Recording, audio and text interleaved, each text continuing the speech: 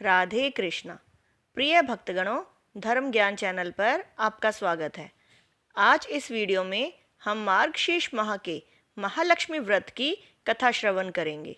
भारतवर्ष के सौराष्ट्र देश में द्वापर युग की यह कहानी हुई है। सौराष्ट्र में उस समय भद्रश्रवा नाम के राजा थे। वे बड़े पराक्रमी राजा थे। 4 वेद, 6 शास्त्र, 18 पुराणों का उन्हें ज्ञान था। उनकी रानी का नाम सुरथ चंद्रिका था। रानी दिखने में सुंदर और सुलक्षणा थी तथा पतिव्रता थी। उन दोनों को 7 पुत्र तथा उसके बाद एक कन्या का वरदान मिला था। कन्या का नाम श्याम बाला था। एक बार महालक्ष्मी जी के मन में आया कि जाकर उस राजा के राजप्रसाद में रहे। इससे राजा को दुगनी धन दौलत की प्राप्ति होगी और वह इस धन दौलत से अपनी प्रजा को और सुख दे पाएगा। गरीब के घर अगर रहे और उसे धन दौलत प्राप्त हो तो वह स्वार्थी की तरह केवल अपने ऊपर ही खर्च करेगा। यह सोचकर श्री महालक्ष्मी जी ने बूढ़ी ब्राह्मण स्त्री का रूप धारण किया। हाथ में लाठी लिए लाठी के सहारे रानी के द्वार तक पहुंची। यद्यपि उन्होंने बूढ़ी औरत का रूप धारण किया था, पर उनके चेहरे पर देवी का तेज था। उन्हें देखते ही एक दासी सामने आई। उसने इनका नाम, धाम, काम, धर्म पूछ डाला। वृद्ध ब्राह्मण का रूप धारित माता लक्ष्मी ने कहा, बालिके, मेरा नाम कमला है। मेरे पति का नाम भुवनेश है। हम द्वारिका में रहते हैं। तुम्हारी रानी पिछले जन्म में एक वैश्य की पत्नी थी। वह वैश्य गरीब था। दारिद्र्य के कारण हर रोज घर में झगड़े होते थे तथा उसका पति रोज उसे मारता था। इन बातों से तंग आकर वह घर छोड़कर चली गई तथा वन जंगल में खाली पेट भटकने लगी। उसकी इस दुर्दशा पर मुझे दया आई। तब मैंने उसे सुख संपत्ति देने वाली श्री महालक्ष्मी की कथा सुनाई। मेरे कहने पर उसने श्री महालक्ष्मी का व्रत किया। श्री महालक्ष्मी प्रसन्न हुई। उसकी गरीबी दूर हुई। उसका घर संसार दौलत, संतति, संपत्ति से भर गया। बाद में पति पत्नी दोनों परलोक सिधारे। लक्ष्मी व्रत करने के कारण वे लक्ष्मी लोक में रहे। उन्होंने जितने साल महालक्ष्मी का व्रत किया उतने हजारों साल उन्हें सुख भोग मिला। इस जन्म में उसका जन्म राजघराने में हुआ है, परंतु वह श्री महालक्ष्मी का व्रत करना भूल गई है।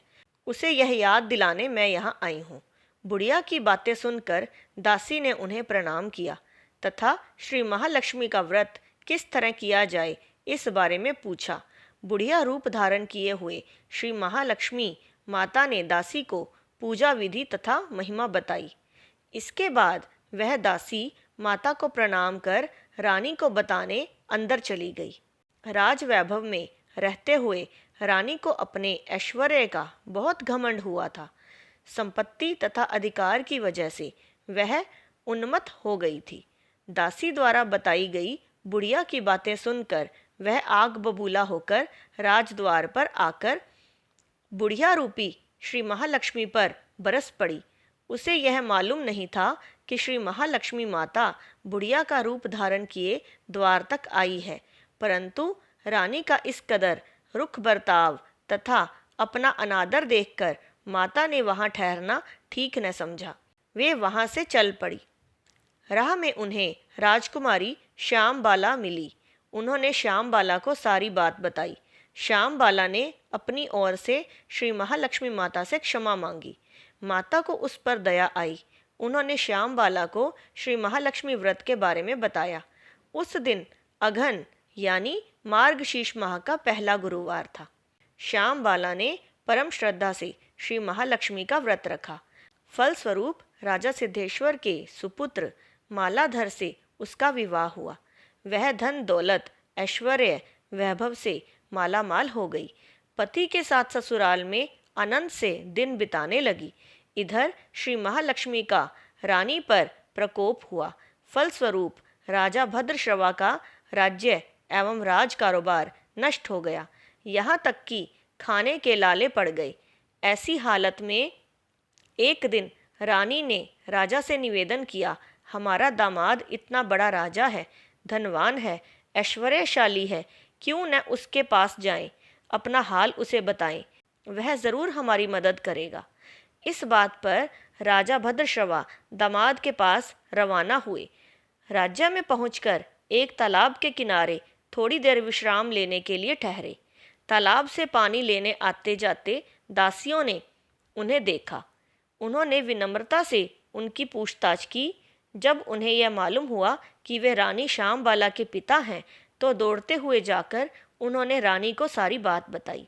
रानी ने दासी के हाथ राज परिधान भेजकर बड़े ठाठ से उनका स्वागत तथा आदर सत्कार किया, खान पान करवाया। जब वे लौटने लगे तो सोने की मोहरों से भरा घड़ा दिया। राजा भद्रश्रवा जब वापस लौटे तो उन्हें देखकर रानी सूरज चंद्रिका खुश हुई। उन्होंने सोने की मोहरों से भरे घड़े का मुंह खोला, पर हाय भगवान, घड़े में धन के बदले कोयले मिले। यह सब श्री महालक्ष्मी के प्रकोप से हुआ। इस प्रकार दुर्दशा में और कई दिन बीत गए। इस बार रानी स्वयं अपनी कन्या के पास गई। वह दिन अघन मास का अंतिम गुरुवार था। श्यामबाला ने श्री महालक्ष्मी का व्रत किया, पूजा की, अपनी माता से भी व्रत करवाया। इसके बाद रानी अपने घर आई। श्री महालक्ष्मी का व्रत रखने पर उसे फिर से अपना राजपाट, धन दौलत, ऐश्वर्य प्राप्त हुआ। वह फिर से सुख शांति आनंदमय जीवन बिताने लगी। कुछ दिनों बाद राजकन्या श्यामबाला अपने पिता के घर आई। उसे अपने घर देखकर सूरज चंद्रिका को पुरानी बातें याद आई। यही कि श्यामबाला ने अपने पिता को घड़ा भर कोयला दिया था और उसे तो कुछ भी नहीं दिया था। इसी कारण श्यामबाला को पिता के घर आने पर उसका कोई आदर आतिथ्य नहीं हुआ, बल्कि अनादर हुआ। पर उसने इस बात का बुरा नहीं माना। अपने घर लौटते समय उसने पिता के घर से थोड़ा नमक ले लिया।